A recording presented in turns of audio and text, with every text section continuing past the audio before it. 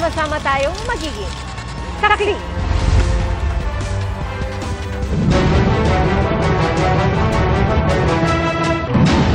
Bago sa saksi, patay sa pananambang ang dalawang lalaki sa San Rafael, Bulacan at base sa inisyal na ulat, umaandar ang sinasakyang SUV ng mga biktima nang habulin at paulanan ng bala ng mga sakay ng isa pang itim na SUV. Agad nasawi ang driver at pasaherong nakaupo sa harap. Isa pang biktima ang isinugod sa ospital.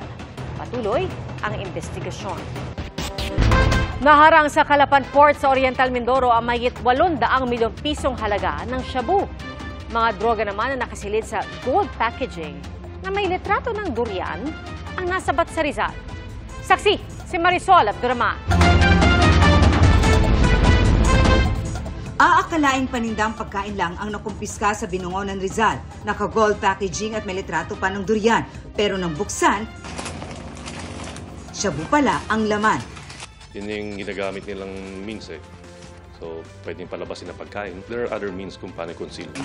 Sa ikinasang buy-bust operation, bumili raw ng nasa 6.8 million pesos lang na halaga ng shabu ang nagkunwaring buyer. Pero aabot sa 40 kilos o 272 million pesos na halaga ang nakuha niya. Arestado isang suspect na sinusubukan pa namin makuha ang pahayag. Ayon sa PDEA, galing sa Myanmar ang droga. Yan po yung ginagawa nating backtracking ngayon kung paano nailusot sa atin. So most likely, one of the possibilities could be through our seaports, backdoor yan. Sa pampublikong lugar naman sa Cavite nangyari ang isa pang buy-bust operation. Ang nakuhang shabu rito nakalagay naman sa transparent na plastic. Along this fast food chain sa may parking lot, dealers use other means para makapagbenta eh. So, kaya siguro din nila doon, tingin niya baka safe yung area. Halos 218 million pesos ang halaga ng nakuwang 32 kilos ng shabu. Ang nahuling suspect may warrant of arrest para sa kasong reckless imprudence resulting in damage to property ayon sa PDEA. Are you Chinese? Yes. Okay. Is it true that you're selling drugs? No. So where did the 32 kilos shabu come from? Ma, you can check all my bank account. Bagamat magkaiba ng packaging, patuloy ang isinasagawang profiling ng PDEA para matukoy kung iisa lang ang source ng mga shabu na nakuha sa magkahiwalay na operasyon sa Rizal at Cavite. Bisado naman ang umunoy pot session sa Dinulpihan, Bataan kung saan nakumpiska ang mahigit 100,000 pisong halaga ng shabu. 4 ang naaresto. Naharang naman ang isang kotse sa checkpoint sa Calapan Port sa Oriental Mindoro at nasabat ang karga nitong 120 kilos ng shabu na nagkakahalaga ng 816 million pesos. Arestado ang driver ng isang high-value target ayon sa pulisya. Depensa ng driver na pag-utusan lang daw siya. Para sa GMA Integrated News, ako si Marisol Abduraman, ang inyong saksi. Isang aktibong pulis ang bumaril at nakapatay sa nakagitgitang driver sa Tandangsora, Quezon City kagabi. Saksi, si Emil Sumangit. Nakabalagbag na sa gilid ng kalsada sa bahagi ng Tandangsora Avenue sa barangay Old Balara, Quezon City. Ang kulay pulang utility vehicle na ito ng datna ng aming news team. Ang driver na sasakyan mabilis na dinala sa ospital matapos magtamo ng 7 tama ng 9mm na bala. Pero hindi na umabot ng buhay ang driver sa pagamutan. Lumalabas sa investigasyon na binaril siya ng isa pang driver na umunoy nakagitgitan niya bandang 6:30 kagabi. Tinamaan din ang isa sa 5 pasahero na kanyang sakay. Nasa ospital pa siya ngayon at nakatakdang operahan. Kwento ng isa sa mga nakaligtas, binabagtas nila ang Tandangsora Avenue nang gitgitin umano sila ng kulay puting utility vehicle. Gumanti ang driver ng pulang utility vehicle hanggang sa harangin na sila ng puting utility vehicle at bumaba ang driver nito. Sinuntok pa raw ng driver ng puting utility vehicle ang driver ng sasakyang kanyang nakagitgitan bago naglabas ng baril at ilang beses na nagpaputok. Sinuntok niya po yung driver namin. May dala na po siya ng baril, sabay pong putok. Hindi po na nakapalag. Inubos na po lahat na halos ng bala. Pagka-gitgitan sila sa kahabaan ng Tandangsora na kung saan 2 beses siyang ginigit-git nung kabila. So, ang ginawa niya, binlock niya raw yung sasakyan nung para kumprontahin.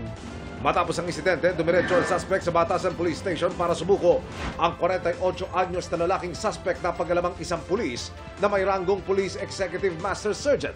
Nakatalaga siya sa QCPD Batasan Police Station. I-turn over na siya kanina sa Criminal Investigation and Detection Unit o CIDU sa Camp Karingal. Nakausap ko siya kanina pero pinayuhan na raw siya ng kanyang abogadong manahimik na muna.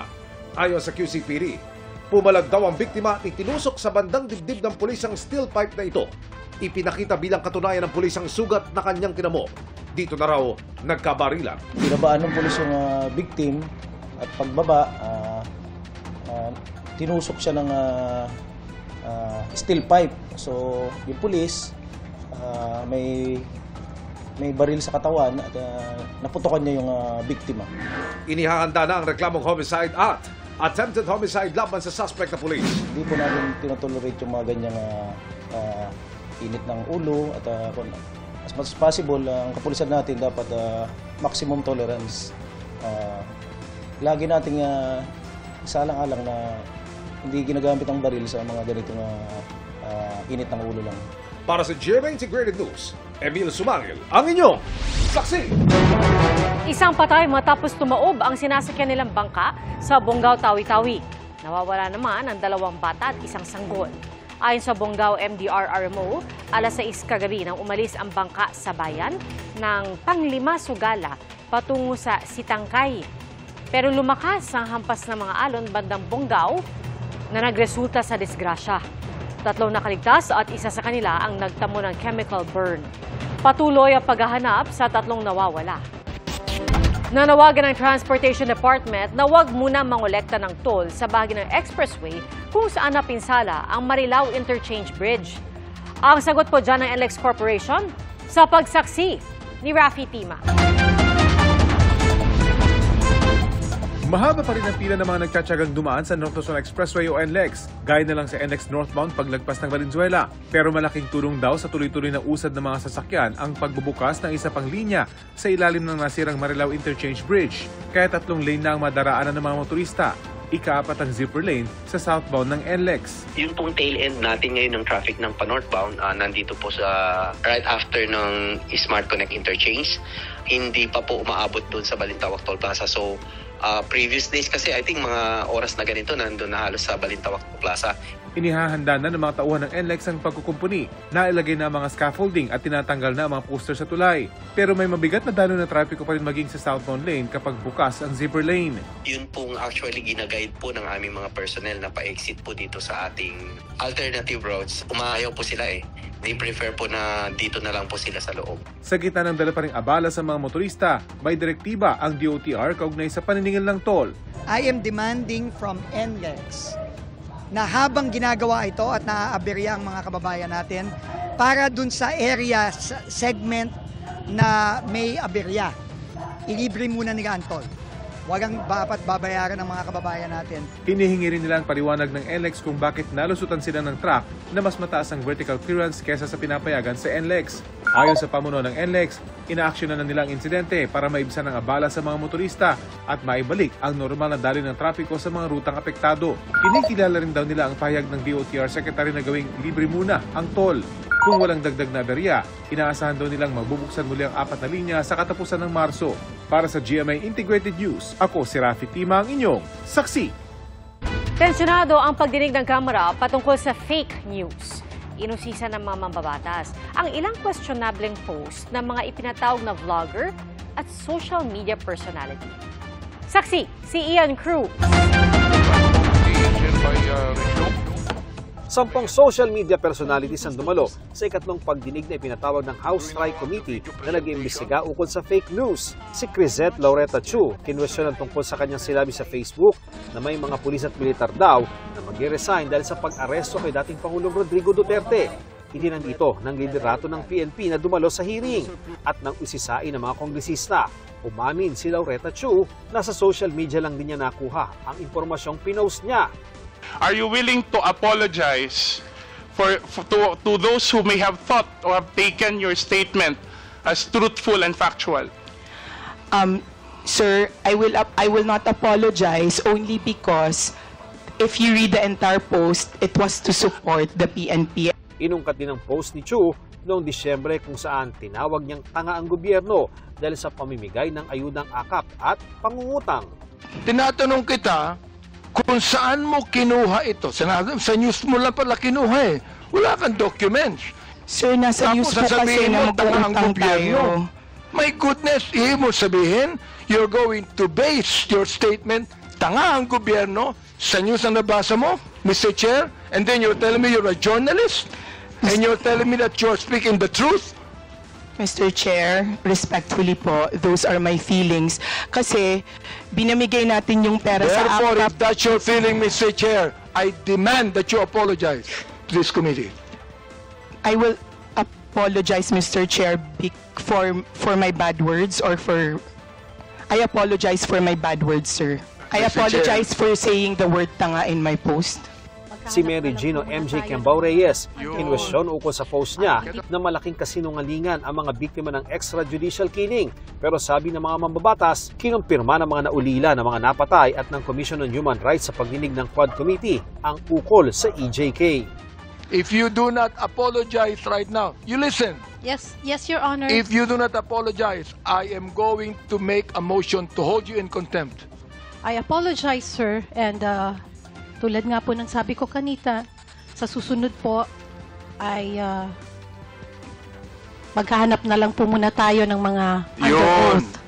At Okay hindi to, po ha? tayo magre-rely sa mga balita ng news. Salamat na. po. Okay po. Kaya Maliwanag fake po. news. Yun ang ibig sabihin, non-fake news. I hope that next time, kayong mga vloggers, wag kayong magbibigay ng opinion lang, impression ninyo. Ibigay nyo yung katotohanan, may dokumento kayo. Naiinsulto ko, I am insulted with your statement. Again, my apologies, sir. Yung tinawag mong criminal forces, kasama kami dun eh. Ikaw naman, mag-isip naman kayo. Ang hirap nito, Mr. Chair, itong mga vloggers na iba, ito ang mga tanga eh. Tatanga-tanga ang gobyerno. Mag-isip kayo. Gusto kong sabihin ngayon, Mr. Chair, publicly, ikaw ang tanga. Yun pong pag-iyak ko at yung walang patid na pag-apologize ko is coming from the fact na dahil ayoko pong makontempt, ayoko pong ma-detain dahil may dalawa po akong nasa critical condition na nanay at mother-in-law. Si Philippine Coast Guard spokesperson Commodore J. Tariela, pinumpronta pa ang vlogger na si Mark Lopez na nagsabi sa kanyang post na taksil siya sa bayan at sunod-suluran sa Amerika. This is a good example of how, like Mr. Lopez is countering our factual narrative in the West Philippine Sea. And this is the reason why we need to counter fake news purveyor like Mr. Mark Lopez spreading wrong information. What do you mean that the Philippines is using water cannon? Mr. Chair, ang sinabi ko nga po, ang Pilipinas po, nag-water cannon. Pwede po mag-water cannon. Hindi. Walang pwede. Sinabi mong mag-water cannon. Mr. Chair, sige po. Mr. Chairman, with this, Mr. Chairman. Mag-apologize po ako. Mali po ako. Sige po, fake news po ako. Para sa GMA Integrated News, ako si Ian Cruz, ang inyong saksi. Presyo ng itlog sa ilang pamilihan bahagyang tumaas base sa monitoring ng Department of Agriculture. Mula sa prevailing price na 8 pesos umaabot na hanggang 9 pesos ang presyo ng kada piraso ng medium-size na itlog. Ayon sa Philippine Egg Board Association, ang taas presyo ay dahil sa lumalaking demand at malakas na konsumo. Hanggang 6 pesos and 80 centavos ang farm gate price ng itlog, kaya makatwiran daw ang hanggang 2 pisong patong sa presyo nito. Pero may ilang sari-sari store na ibinebenta ang mga ito ng hanggang 10 piso. Sinusubukan pa ng GMA Integrated News na kunin ang panig ng DA ukol dito. Mahigit 3,000 job openings abroad alok sa job fair ng Department of Migrant Workers. Bilang bahagi yan ng pagdiriwang ng International Women's Month, nilahukan ito ng 13 license at DMW accredited recruitment agencies. In demand ang mga babaeng manggagawa para sa cruise ships, gaya ng housekeeping, waiter at galley attendant. Ang Saudi Arabia, Oman, UAE, Hungary at Taiwan naghahanap ng mga Pilipinong manggagawa sa hotel industry. Gayon din ang mga nurse at caregiver para sa mga ospital at care facilities. Kailangan din ng Taiwan at ilang bansa sa Europe ng factory workers at skilled workers. Naghahanap din ng beautician at nail technician sa Saudi Arabia. Makikita rin ang mga aktibong job order sa approved job order section sa website ng DMW. Paglaban sa fake news, isa sa mga pinag-usapan sa pagpupulong ng mga opisyal ng GMA Network at Presidential Communications Office. Bumisita sina PCO Secretary J. Ruiz, Undersecretary and Palace Press Officer Claire Castro, at iba pang kawani ng PCO sa GMA Network bilang bahagi ng kanilang pag-iikot sa iba't ibang media agencies. Nais din ng PCO na ipalaganap ang kanilang programa para mas maipaalam pa sa publiko ang mga ginagawa ng gobyerno. Giit ni GMA President and CEO Gilberto R. Duabit Jr., kaisa ang GMA Network sa advokasiyang labanan ang fake news.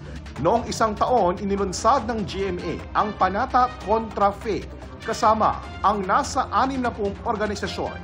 For 75 years, GMA has consistently stood for integrity, objectivity, truthfulness, and balance in the news and information we disseminate. Our fight against fake news, it's not just the government. It's fight. Kasama rin sa pagpupulong sina GMA Senior Vice President Attorney Annette Gozon Valdez, Senior Vice President and Head of GMA Integrated News, Regional TV and Synergy, Oliver Victor B. Amoroso, at Vice President and Head of Corporate Affairs and Communications, Angela Javier Cruz. Para sa GMA Integrated News, JP Soriano, ang inyong saksi. Nasa 100,000 jeep at UV Express mula sa iba't ibang bahagi ng bansa ang inaasahang lalahok sa 3 araw na transport strike ng Manibela. Pero bago yan, nagkilos protesta na sila kanina. Saksi, si Joseph Moro. Nagpatikim na ang grupong Manibela ng gagawin nilang 3 araw na transport strike simula Lunes sa Pasig, Caloocan at Las Piñas. Ang kilos protesta laban sa hindi raw tamang bilang ng mga jeepney driver at operator na konsolidado na sa ilalim ng PUV Modernization Program o PUVMP. Sabi raw kasi ng Land Transportation, Franchising and Regulatory Board o LTFRB, lampas 80% na ang mga consolidated na mga jeep. Taliwas sinasabi umano ni Transportation Secretary Vince Dizon na 40% lamang ang aprobadong consolidated units. Yung pinagmamalaki nila na 86% o yung 43%, marami pa rito yung denied yung application at ibinalik yung kanilang mga papel. Hindi din sila na-consolidate at higit sa lahat gumastos lang sila. Dahil umano sa pagsisinungaling, hiniling nila sa DOTR na sabakin sa pwesto si Chairman Chofilo Guaris III at iba pang opisyal ng LTFRB. Patuloy naming kinukunan ng pahayag si Guadis. Ayon sa grupong Manibela, 3 araw ito na tigil pasada na ikakasin nila sa iba't ibang lugar sa bansa simula sa Lunes. Sa Samaraw, ang lampas 100,000 na mga unit ng jeep at mga UV Express. Wala naman po tayong magagawa doon. Ang concern lang naman po natin, yung mga commuter natin na para wag naman silang mahirapan. Napaglaban natin mahalo. Hindi naman kasali sa tigil pasada ang grupong Piston na tumututol din sa PUV Modernization Program. Kanina, hinarap sila ni Transportation Secretary Vince Dizon habang nagkikilos protesta sa opisina nito kontra sa PUVMP. Reklamo pa ng Piston, hindi raw pinapayagang makapag-renew ng kanilang provisional authority ang mga hindi sumunod dito. Gaya ng gusto ng Manibela, hiniling ng Piston na payagan sila makapag-renew ng provisional authority ng 5 taon. Ayon sa Piston, pag-aaralan daw ito ng DOTR. Para sa GMA Integrated News, Joseph Morong ang inyong saksi. Mga kapuso, maraming lugar ang posibleng ulanin ngayong weekend. Base sa datos ng Metro Weather, may tsansa ng ulan bukas sa Palawan, Mindoro Provinces at Quezon. Posible ring ulanin ang ilang bahagi ng Visayas at Mindanao, lalo na ang Samar at Leyte Provinces, Caraga at Sulu Archipelago. May mga pag-ulan din sa linggo pero mas malawakan na ang ulan sa hapon sa Southern Luzon, Visayas at Mindanao. Sa Metro Manila, mababa naman ang tsansa ng ulan.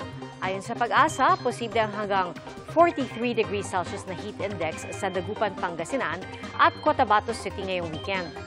Samantala, hindi pa opisyal na nagsisimula ang tag-init sa kabila ng mataas na heat index sa ilang lugar.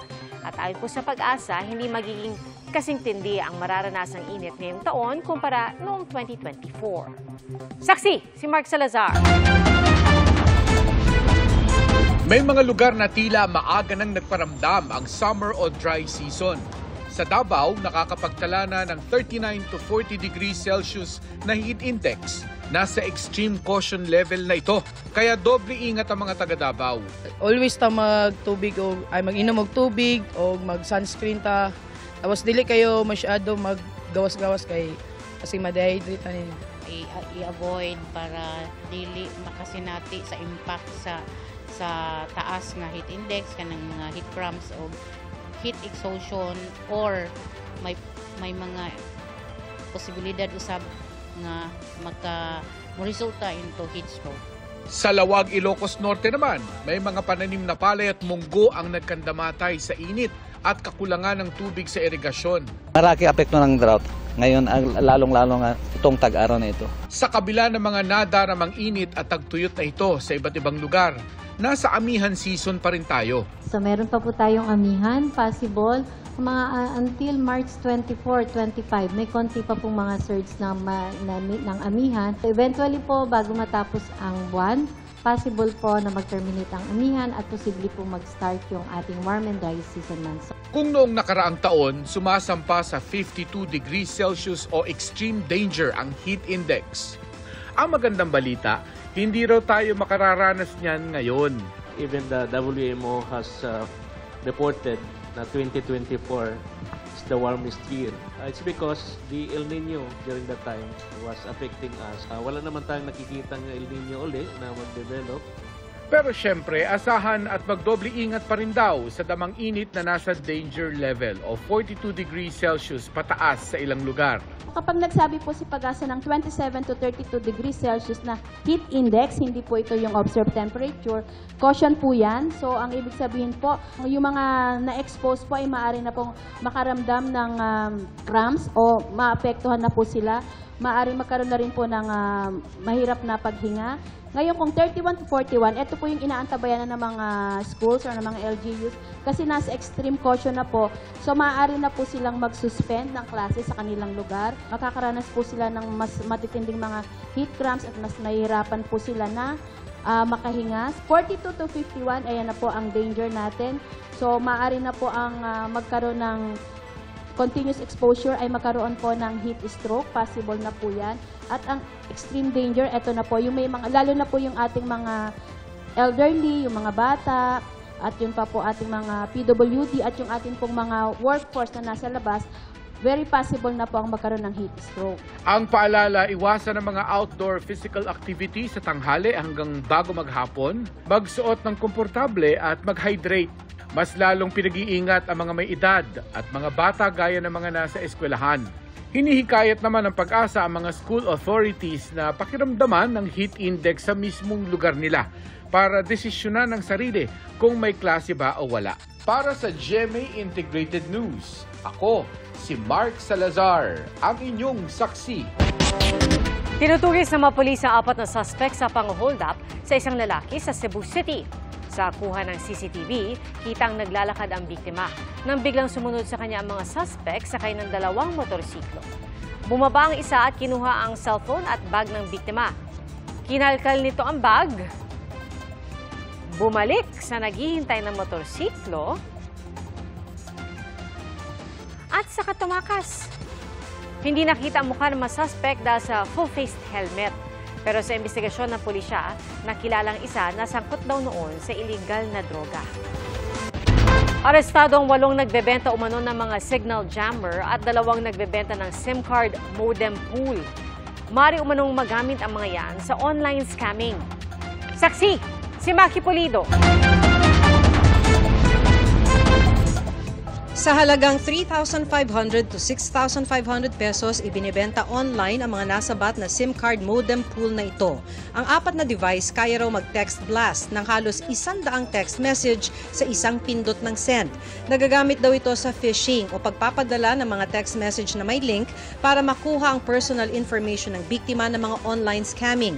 Ayon sa PNP-ACG, pinuslit raw ito ng electrician ng isang nagsarang pogo at tinangkang ibenta online. Siguro dahil nawala na ng trabaho at nakakuha naman siguro siya ng ganyang machines just to have money, binibenta niya ng mura. 3,500 pesos ang benta kung 5 to 10 meters ang i-jam na signal, 52,000 pesos naman kung 500 square meters ang range. Itong signal jammers na to, ang sila sabi, itong mga nahuli natin ay nag-order din sila sa China. And then they are reselling this online. Na-monitor ng PNP Anti-Cybercrime Group ang bentahan kaya't nagkasa sila ng magkahiwalay na buy-bust operation.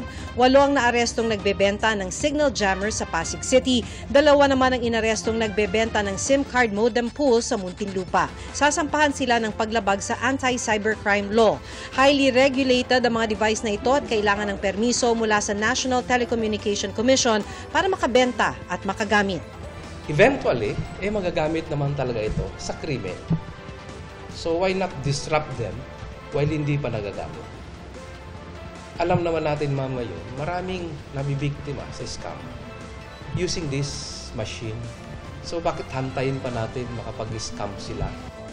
Para sa GMA Integrated News, ako si Maki Pulido, ang inyong saksi.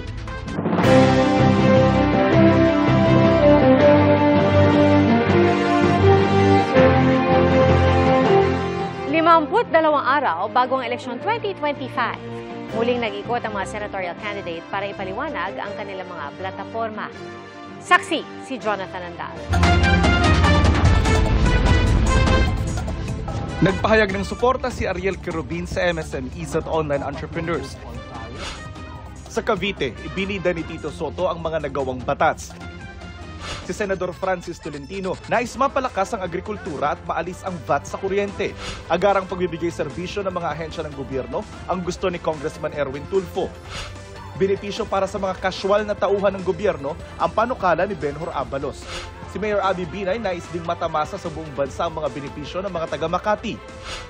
Idinetali ni Senador Bong Revilla ang mga batas na naipasa niya. Gagamitin sa pagsisilbi ni Senadora Pia Cayetano ang kakayahan bilang ina, atleta at abogado. Ipagpapatuloy daw ni Ping Lacson ang malinis na paglilingkod. Libreng gamot sa mga senior citizen at pagpapalawig sa turismo ang gusto ni Senador Lito Lapid. Free public housing ang gustong isabatas ni Manny Pacquiao. Si Jerome Adonis nakipagpulong sa Naga kasama sina Nurse Alin Andamo, Mimi Doringo na isinulong ang free housing at Liza Masa na advokasiyang pababain ang presyo ng bilihin. Nakisa sa The Riot Festival sa San Fabian si Ronel Arambulo. Nagpasalamat si Teddy Casino sa agricultural sector. Naroon din si Danilo Ramos. Tututukan ni Bonifacio Busita ang sektor ng agrikultura. Respeto sa human rights ang tinalakay ni Luke Espiritu. Kasama rin niya si Diody de Guzman pati si Heidi Mendoza. Si Modi Floranda ay ginitang pagbasura sa PUV Modernization Program. Kabilang sa mga plano ni Mark Gamboa ang mga pabahay, ospital at paaralan. Paalala ni Senator Bongo, unahin ang interes ng taong bayan. Si Gringo Honasan, kinumusta ang mga nagtitinda sa New Lucena City Public Market. Payo ni Sonny Matula sa mga estudyante, magpursige at huwag mapapagod. Patuloy naming sinusundan ang kampanya ng mga tumatakbong senador sa eleksyon 2025. Para sa GMA Integrated News, ako si Jonathan Andal, ang inyong saksi. Naganggalit na apoy ang sumiklab sa isang electrical substation sa London. Nangyari po yan malapit sa Heathrow Airport, isa sa itinuturing na busiest airport sa mundo. Dahil sa insidente na wala ng kuryente ang paliparan, pati ng mga kalapit na establisimento at mga bahay. Isinara ang airport kaya stranded ang libo-libong pasahero. Iniimbestigahan na ang sanhi ng sunog. Pero ayon sa British Energy Minister, walang foul play na nangyari.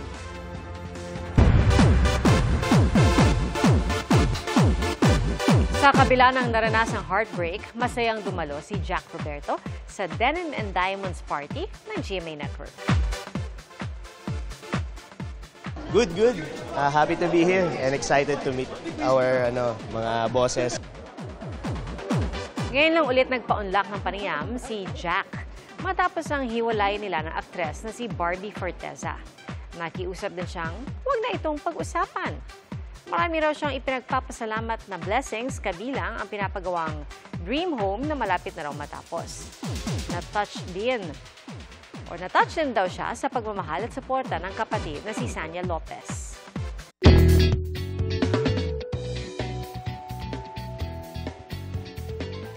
This is it, Pansit! Nakakuha po ng world record ang Malabon para sa pinakamahabang pila ng mga mangkok ng noodles. Saksi, si Jamie Santos. Daang-daang residente, mga estudyante, restaurant owners, nakiisa sa paghanda at pagsasagawa ng makulay at masarap na pagtatangka na makuha ang titulo para sa longest line of bowl of noodles at makapasok sa Guinness World Records. Matapos ang mahabang araw at pagsusuri ng mga taga-Guinness sa bawat mangkok ng pansit Malabon, as you are aware, this is a current record and the record total to beat is 3,988. I have spoken to the witness and I have asked them if all the dishes presented today have followed the guidelines. And I can confirm that with 6,549, you have achieved a new Guinness World Record.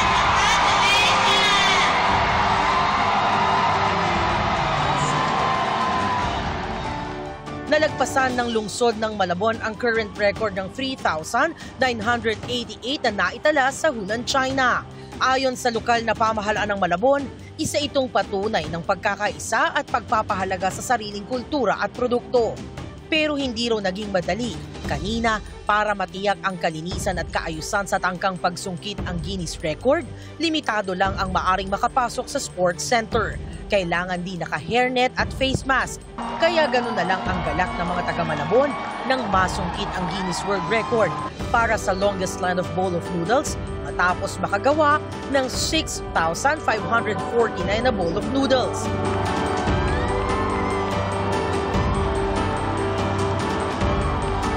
Halo-halong emosyon ang kanilang naramdaman. Sulit daw ang kanilang pagod at hirap sa nakaraang 2 linggong preparasyon. Super proud and once in a lifetime experience to na hindi mo talaga makakalimutan. So sobrang nakaka-proud. Isa kami sa makakapagpatunay na ang Pansit Malabon ay isang dish na ipagmamalaki ng Pilipinas. Sobrang kaba po kami, hindi po namin inaasahan. Nakaka-flattered po kami lahat kasi magwo-walkout na po kasi kami. Ang expect po namin, hindi namin kakayanin. Pero God will, nanalo. Masaya-masaya po kami lahat. People who were in the attempt, they stood out. From the cooks here who were cooking, the sanitation officers observing, the carriers on the trolley, many people behind the scenes. That is what stood out. Every adjudication is special. Every adjudication has a story. Your story is wonderful. Para sa GMA Integrated News, ako si Jamie Santos, ang inyong saksi. Congratulations po sa mga kapuso natin mula sa Malabon. Ako, pansit pa more. At mga kapuso, salamat po sa inyong pagsaksi. Ako si Pia Arcangel para sa mas malaking misyon at sa mas malawak na paglilingkod sa bayan. Mula sa GMA Integrated News, ang News Authority ng Filipino. Hanggang sa Lunes, sama-sama po tayong magiging saksi!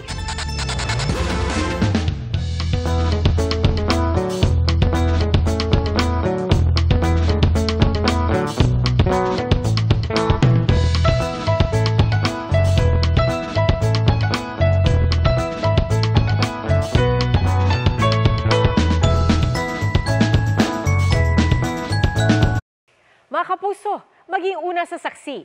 Mag-subscribe sa GMA Integrated News sa YouTube para sa iba't ibang balita.